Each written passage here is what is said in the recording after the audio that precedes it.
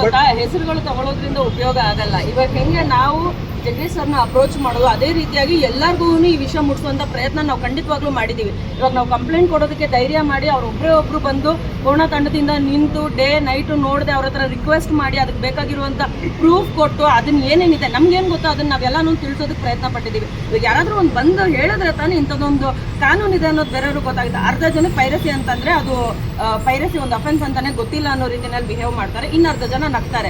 ಇದೇ ನಡೀತಾ ಇರೋದು. ಹೀಗೆ ನಡೀತಾ ಇರಬೇಕಾದ್ರೆ ಇವಾಗ ನಾವು ಯಾರ ಹತ್ರ ಹೋಗಿ ಇವಾಗ ನಿಮ್ಮ ಹತ್ರನೇ ಬಂದು ನಾವು ಒಂದು ಕಡೆ ಒಂದು ಹೇಳ್ಕೊಂಡ್ವಿ ಅಂತ ಅನ್ಕೊಳ್ಳಿ, ನೀವು ಇವಾಗ ಇದಾಯ್ತು ಕಾಮನ್ ಆಗಿ ನಡೆಯುತ್ತೆ ಅಂತ ಅಂತಾರೆ. ಸೊ ಕಾಮನ್ ಆಗಿ ನಡೆಯೋ ವಿಷಯನ ಯಾರು ತಲೆ ಕೆಡಿಸ್ಕೊಳ್ತಾ ಇಲ್ಲ. ಇಲ್ಲಿ ನಾವು ಮಾಡಬೇಕಾಗಿರೋದು ಹೆಂಗೆ, ಇವಾಗ ಇವ್ರು ಹೇಗೆ ಬಂದ್ಬಿಟ್ಟು ಕೋಣ ಸಿನಿಮಾದಿಂದ ನಾವು ಪ್ರೊಡ್ಯೂಸರಪ್ಪ ನನಗೆ ಇದು ನೋವಾಗಿದೆ, ಈ ಥರ ಇದು ನಡೀತಾ ಇದೆ, ಇಂಥದ್ದು ಇಷ್ಟು ಲಾಸ್ ಆಗಿದೆ ಅಂತ ಅಂದ್ಬಿಟ್ಟು ಹೇಗೆ ಕಂಪ್ಲೇಂಟ್ನ ರೈಸ್ ಮಾಡೋದು. ಪ್ರತಿಯೊಬ್ಬರೂ ಬಂದು ಪ್ರತಿಯೊಂದು ತಂಡದಿಂದನೂ ಒಬ್ರು ಇನಿಷಿಯೇಟಿವ್ ತಗೊಂಡು ಬಂದು ಮಾಡಬೇಕಾಗಿದೆ. ಅಲ್ಲಿ ಏನಾಗುತ್ತೆ, ಯಾರು ಒಬ್ರು ಪ್ರೊಡ್ಯೂಸರ್ ಆಗಿರ್ತಾರೆ, ಡೈರೆಕ್ಟ್ರು ತಲೆ ಕೆಡಿಸ್ಕೊಳ್ಳೋಕೆ ಟೈಮ್ ಇರಲ್ಲ, ಆ್ಯಕ್ಟರ್ಗಳಿಗೆ ಅದು ಬಿಸ್ನೆಸ್ ಅಲ್ಲ. So this is what is a fact. ನಾವು ಫ್ಯಾಕ್ಟ್ಗಳನ್ನ ಮರೆತುಬಿಟ್ಟು ನಾವೇನಾದರೂ ಮಾತಾಡ್ತೀವಿ ಅಂತಂದರೆ ಅದು ಒಬ್ರನ್ನೊಬ್ರು ಬ್ಲೇಮ್ ಮಾಡ್ತಾನೆ ಹೋಗಬೇಕಾಗುತ್ತೆ. ಬಿಟ್ಟರೆ ಇವಾಗ ಹೆಂಗೆ ಅಪ್ರೋಚ್ ಹೋಯ್ತು, ಇವಾಗ ನಾನು ತಲುಪಿಸುವಂಥ ಪ್ರಯತ್ನ ಆಬ್ವಿಯಸ್ಲಿ ಎಲ್ಲರ ಹತ್ರ ನಮ್ಗೆ ಡೈರೆಕ್ಟ್ ಕಾಂಟ್ಯಾಕ್ಟ್ ಇರೋದಿಲ್ಲ.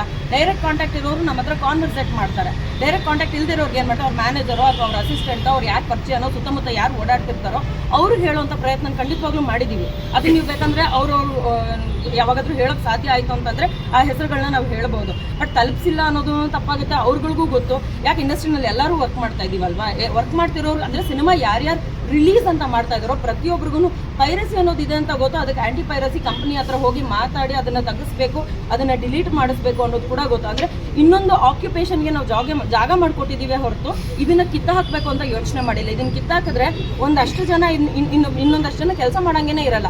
ಏನು ಒಂದು ಹುಡುಗ ಸಿಕ್ಕಾಕೊಂಡಿದ್ದಾನೆ ಅಂತ ನಾವು ಹೇಳ್ತಾ ಇದ್ದೀವಿ, ಅದ್ರ ಡೀಟೇಲ್ಸ್ ನಿಮ್ಗೆ ಮುಂದೆ ಸಿಗ್ತಾ ಹೋಗುತ್ತೆ. ಬಟ್ ಈ ಥರ 500 ಜನ ಇದ್ದಾರೆ, 600 ಜನ ಇದ್ದಾರೆ ಅಂತ ಅನ್ಬೇಕಾದ್ರೆ ನೋಡ್ತಾ ಇರೋರ್ಗು ನೆನಪಿರಬೇಕು. ನಾನು ಇದಕ್ಕೆ ಮುಂಚೆ ಒಂದು ವಿಡಿಯೋ ಕೂಡ ಮಾಡಿದ್ದೆ, ಸೋಷಿಯಲ್ ಮೀಡಿಯಾದಲ್ಲಿ ಹೇಳಿದ್ದೆ, ಅದನ್ನು ಯಾರೂ ತಲೆ ಕೆಡಿಸ್ಕೊಳ್ಳಿಲ್ಲ. ಅಲ್ಲಿ ಕಮೆಂಟ್ಗಳು ಬಂದಿದ್ದು ನೀವು ಓದಿದ್ರೆ ನಿಮಗೆ ಗೊತ್ತಾಗುತ್ತೆ.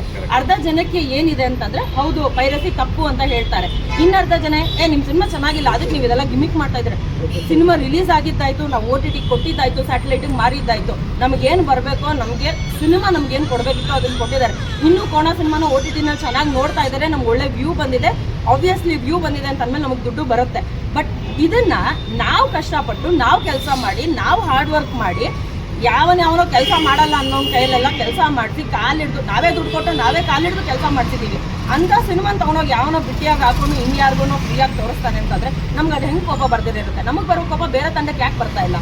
ಹೋಗಿ ನಾವು ಮೀಡಿಯಾ ಮುಂದೆ ತುಂಬ ಜನ ಅಳ್ತಾ ಇದ್ದೀವಿ, ನಮ್ಮ ಸಿನಿಮಾ ಓಡ್ತಾ ಇಲ್ಲ, ನಮ್ಮ ಸಿನಿಮಾ ಹಿಂಗಾಗ್ತಾ ಇದೆ, ನಮ್ಮ ಸಿನಿಮಾ ನೋಡೋದಕ್ಕೆ ಥಿಯೇಟ್ರಿಗೆ ಬರ್ತಾ ಇಲ್ಲ. ಯಾಕೆ ಬರ್ತಾ ಇಲ್ಲ? OTTಯಲ್ಲಿ ಬಂದಾಗ ನಾನು ಮಿಸ್ ಮಾಡಿಕೊಂಡೆ ಸಿನಿಮಾನ ಥಿಯೇಟ್ರಲ್ಲಿ ನೋಡೋದು ಅಂತ ಹೇಳಿದವರು ಕೂಡ ಇದ್ದಾರೆ.